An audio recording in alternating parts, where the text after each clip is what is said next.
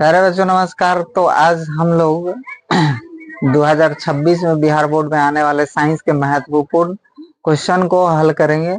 Physics के question, ठीक है। तो पहला क्वेश्चन, सबसे पहला क्वेश्चन जो काफी इम्पोर्टेंट है, जो आपके बिहार बोर्ड में आने वाला है, प्रकाश के परावर्तन के नियम को लिखे। तो प्रकाश का परावर्तन के नियम लिखे। तो सबसे पहले हम लोग यहाँ पर एक समतल दर्पण बनाएंगे, ठीक है। इस प्रकार से ये समतल दर्पण हो गया और यहाँ से प्रकाश की किरण गई, ये आपतित किरण और ये टकराने के बाद इसी दिशा में लौट जाती है, तो इसे हम लोग बोलते हैं परावर्तित किरण। और यहाँ पर ये लेते हैं अभिलंब, ये अभिलंब। इसके बीच में जो कोण बनता है इसे आई से सूचित करते हैं और इसका नाम होता है आपतन कोण। और परावर्तित किरण और अभिलंब के बीच में जो कोण बनता है इसका नाम, इसे आर से सूचित करते हैं और इसका नाम होता है परावर्तन कोण,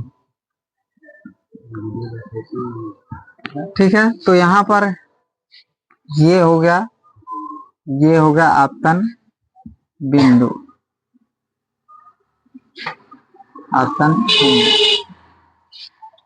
तो यहाँ पर आंसर हम लोग लिखेंगे,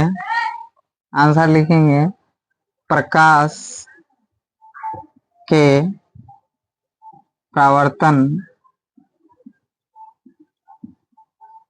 के दो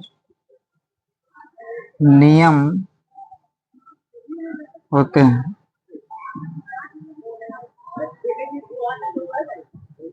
पहला नियम क्या होता है, तो आपतित किरण, परावर्तित किरण और आपतन बिंदु पर खींचा गया अभिलंब तीनों एक ही तल में होता है। तो यहाँ पर लिखेंगे आपतित किरण कौमा परावर्तित किरण तथा आपतन बिंदु पर खींचा गया अभिलंब तीनों एक ही तल में होते हैं। और दूसरा नियम लिखेंगे आपतन कोण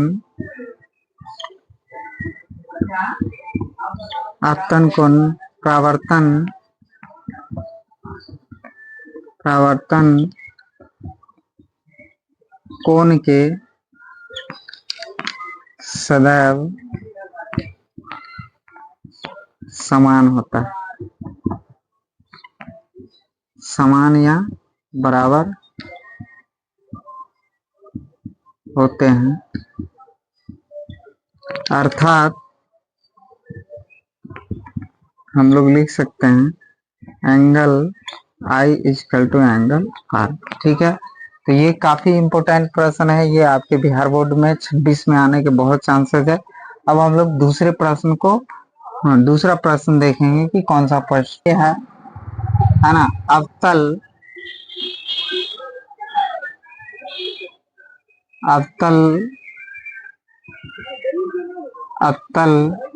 एवं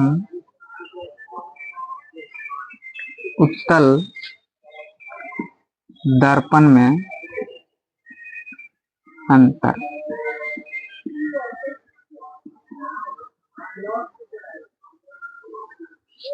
तो अवतल और उत्तल दर्पण में अंतर, ठीक है। तो हम लोग लिखेंगे अवतल दर्पण अवतल एवं उत्तल दर्पण में निम्नलिखित अंतर।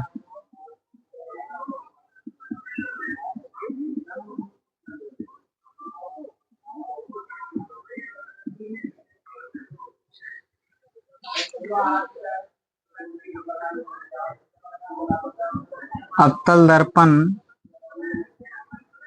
और उत्तल दर्पण।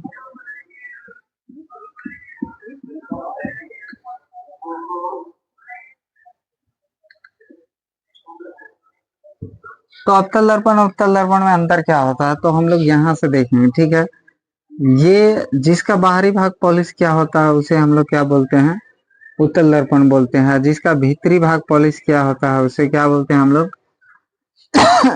उसको बोलते हैं उत्तल दर्पण। ठीक है, तो पहला हम लोग यहीं से लिखेंगे, इसका बाहरी भाग पॉलिश किया होता है और इसमें लिखेंगे इसका भीतरी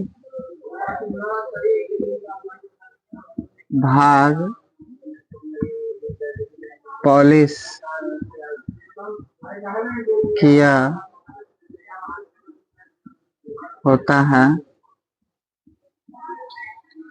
दूसरा लिखेंगे हम लोग, इस दर्पण का उपयोग कहाँ होता है, तो हजामती के रूप में होता है। ठीक है, तो लिखेंगे इसका उपयोग हजामती के रूप में होता है। और दूसरा इसमें लिखेंगे इसका उपयोग कहाँ होता है, तो साइड मिरर के रूप में लिखेंगे, इसका उपयोग साइड मिरर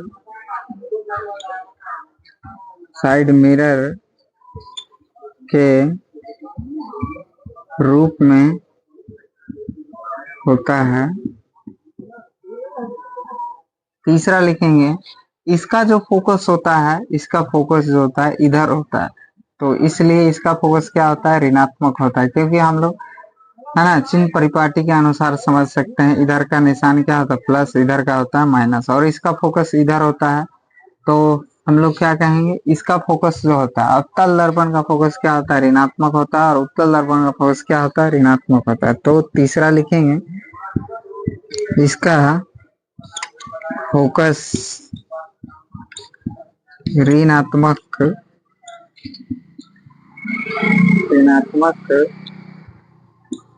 होता है और इसका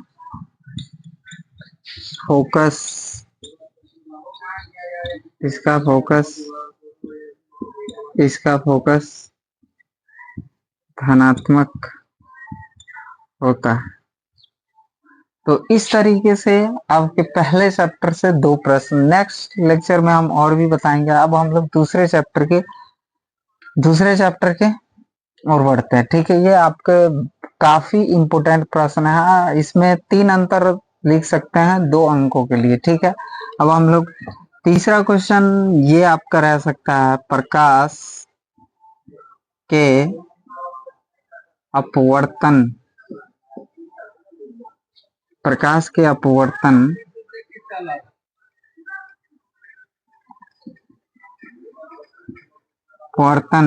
से आप क्या समझ,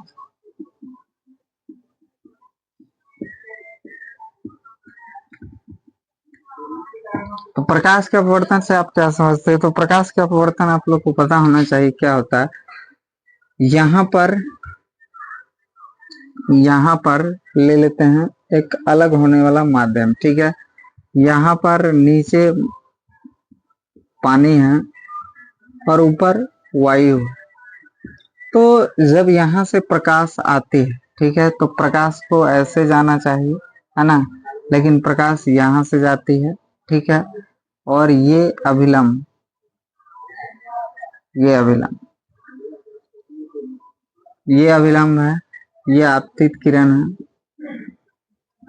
आपतित किरण, और ये अपवर्तित किरण।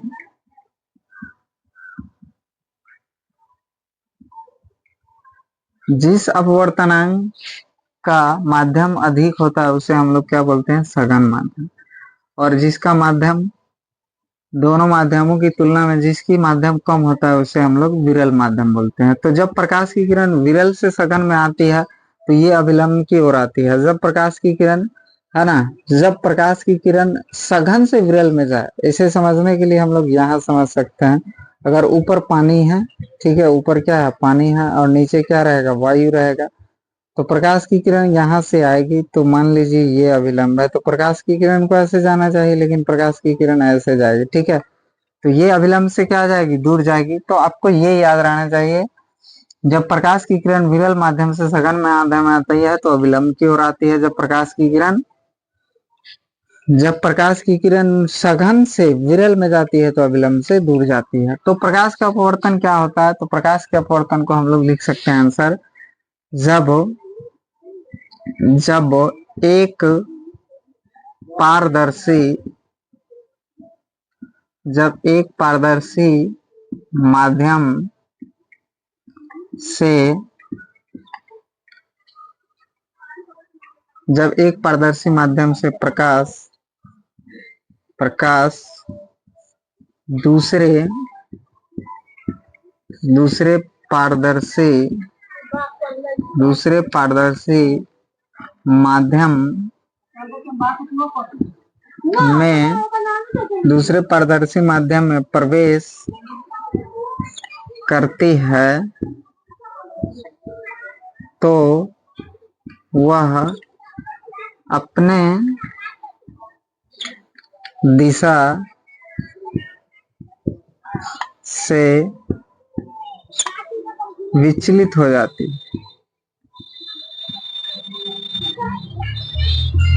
विचलित हो जाती है विचलित हो जाती है। इस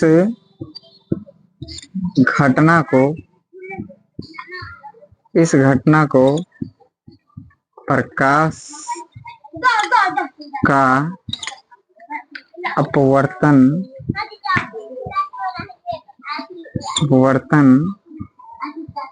कहा जाता है, ठीक है। तो ये रहा आपका क्वेश्चन नंबर 3, ठीक है, ये क्वेश्चन नंबर 3। चौथा क्वेश्चन लोग लेंगे, सिंपल सा है। जब प्रकाश की किरण एक पारदर्शी माध्यम से दूसरे पारदर्शी माध्यम में प्रवेश करती है तो अपने पथ से विचलित हो जाती है, और इस घटना को हम लोग क्या बोलते हैं, प्रकाश का अपवर्तन बोलते हैं, ठीक है।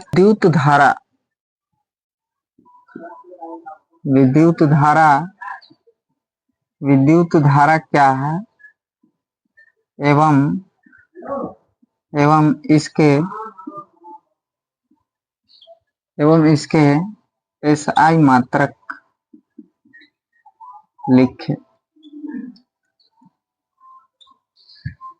तो विद्युत धारा क्या है, तो विद्युत धारा को हम लोग समझने का प्रयास करते हैं।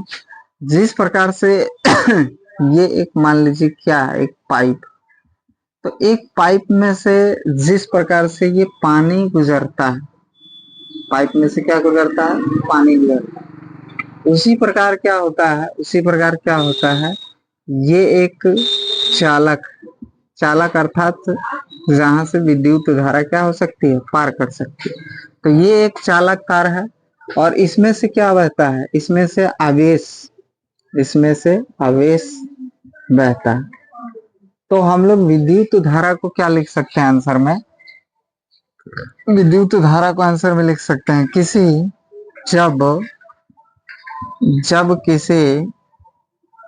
जब किसी चालक तार में से आवेशों आवेशों के प्रवाह की दर को विद्युत धारा कहते हैं। विद्युत धारा कहते हैं, ठीक है। विद्युत धारा बराबर फार्मूला क्या होता है? तो विद्युत धारा बराबर फार्मूला होता है, विद्युत धारा बराबर फार्मूला होता है प्रवाहित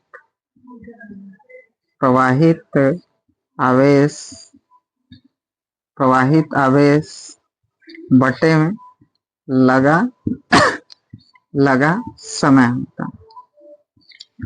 विद्युत धारा का ऐसा मात्रक क्या होता है? तो इसे हम लोग I से डिनोट करते हैं। तो हम लोग लिख सकते हैं I इक्वल टू आवेश को Q से डिनोट किया जाता है एंड समय को T से डिनोट किया जाता है, ठीक है।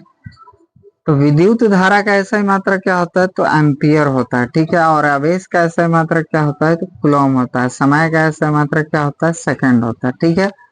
तो कई बार एग्जाम में 1 अंकों में प्रश्न भी आ जाता है, क्या? समय का ऐसा मात्रक, समय का ऐसा मात्रक। तो समय का ऐसा मात्रक आप लोग को पता होगा, सेकंड होता है, ठीक है, सेकंड। और आवेश का ऐसा मात्रक क्या होता है? आवेश का ऐसा मात्रक, आवेश का ऐसा मात्रक। तो आवेश का ऐसा मात्रक जो होता है कूलॉम होता है, ठीक है, कूलॉम। और विद्युत धारा का ऐसा मात्रक क्या होता है? विद्युत धारा का SI मात्रक एम्पियर होता है, ठीक है।